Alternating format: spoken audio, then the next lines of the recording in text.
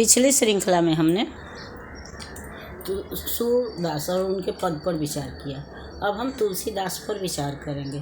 तुलसीदास हिंदी साहित्य आकाश के वह नक्षत्र हैं जो अकेले ही पूरे आकाश को दैदीप्यमान करने की क्षमता रखते हैं। अर्थात तुलसीदास अकेले ही हिंदी साहित्य जगत को प्रकाशमान कर सकते हैं, यानी प्रसिद्धि दिला सकते हैं।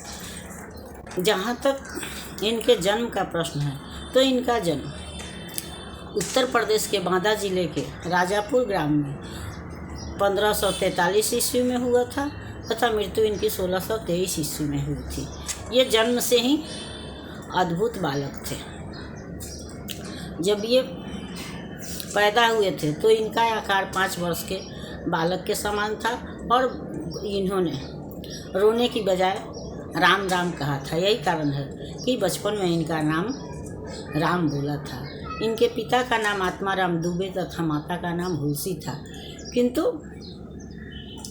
इनके जन्म के साथ ही इनके माता की मृत्यु हो गई।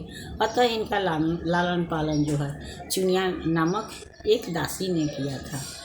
किंतु दुर्भाग्य से जन्म के 5 साल बाद उस दासी का भी निधन हो गया और तब ये अनाथ होकर के जहाँ तहाँ दर दर भटकने लगे और तो दाने दाने को भी मोहताज हो गए।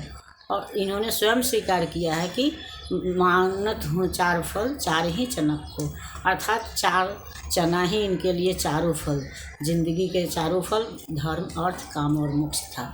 ऐसे भी भूखे व्यक्ति के लिए भोजन ही सब कुछ होता है। जब इन पर नरहरि दास की दृष्टि पड़ी तब उन्होंने इनकी प्रतिभा को पहचाना और इन्हें अपने साथ ले गए या अपना शिष्यत्व प्रदान किया और तब इनका नाम तुलसीदास हुआ और इनका अध्ययन प्रारंभ हुआ।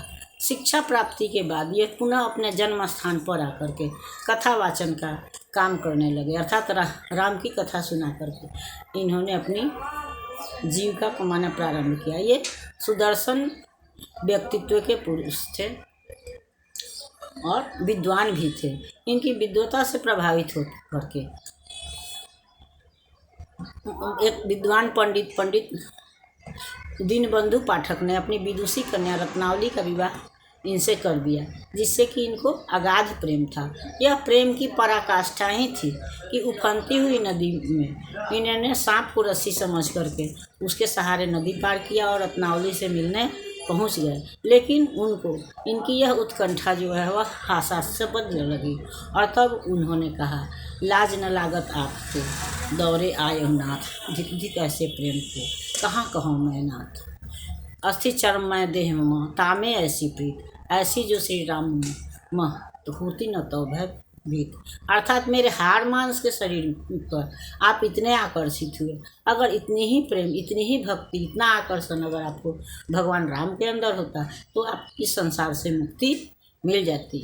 और रत्नावली का यह वाक्य जो है उनके लिए गुरु वाक्य हो गया। उन्होंने तत्काल ही रत्नावली का परित्याग किया और वे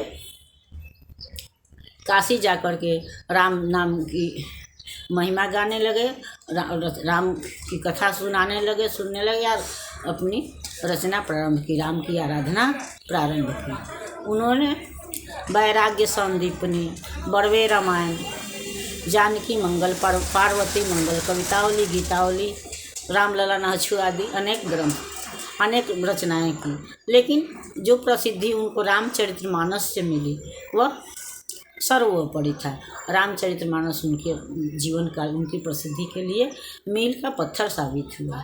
यह ऐसी रचना है या इसकी लोकप्रियता इतनी अधिक है कि रामचरितमानस के सामने लोग वाल्मीकि रामायण को भूल गए और रामचरितमानस को ही ज़्यादातर लोग रामायण समझते हैं। ऐसे भी विश्व के प्राय सभी देशों में और सभी प्रमुख भाषाओं में रामचरितमानस का अनुवाद हो चुका है। इसकी लोकप्रियता का अंदाज़ा हम इसी से लगा सकते हैं। जहाँ तक इसकी भाषा का प्रश्न है तो उस समय की साहित्यिक भाषा अवधी और ब्रज भाषा ही थी।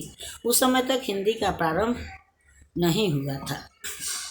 और हम यह भी जानते हैं कि प्रायः सभी रचनाकार अपनी रचना जो है वह लोक भाषा या मातृभाषा में ही करते हैं, जिससे कि ज़्यादा से ज़्यादा लोग इसको समझ सकें। तो तुलसीदास ने भी अपना जो प्रबंध काव्य है यानी रामचरितमानस जो है उसको अवधी में लिखा, और अन्य जो गेय रचनाएं हैं उनको ब्रज भाषा में लिखा।